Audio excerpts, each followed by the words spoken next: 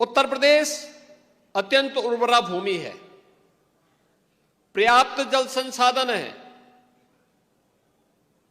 बेहतर कनेक्टिविटी से अब आच्छादित हुआ है।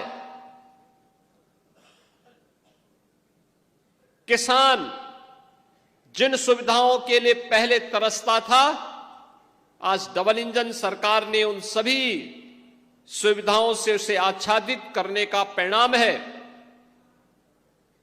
कि उत्तर प्रदेश आज के दिन पर देश के अंदर सर्वाधिक कृषि उत्पादन करने वाला राज्यों में से एक है। देश के अंदर अगर खेती योग्य भूमि को देखेंगे तो उत्तर प्रदेश के पास मात्र 11% भूमि है, लेकिन देश के खाद्यान्न की आपूर्ति अकेले उत्तर प्रदेश 21% करता है। और यह तब हो पाया जब वह डबल इंजन की सरकार ने उसे प्रधानमंत्री जी के विजन के अनुरूप बीज से बाजार तक की सुविधा से किसान को आच्छादित किया।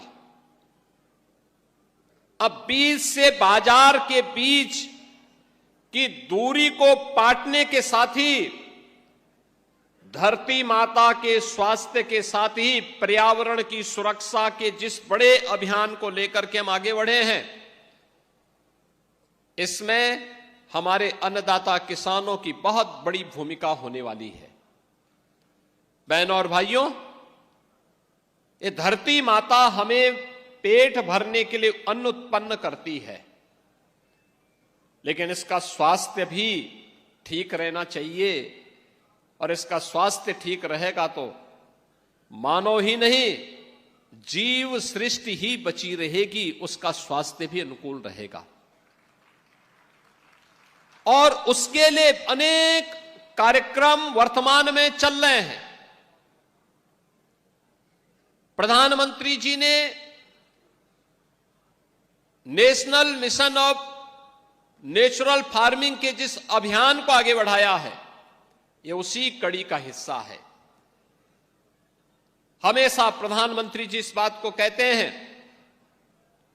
कि किसान की आमदनी को बढ़ाने का पहला मंत्र है लागत कम हो, उत्पादन ज्यादा हो।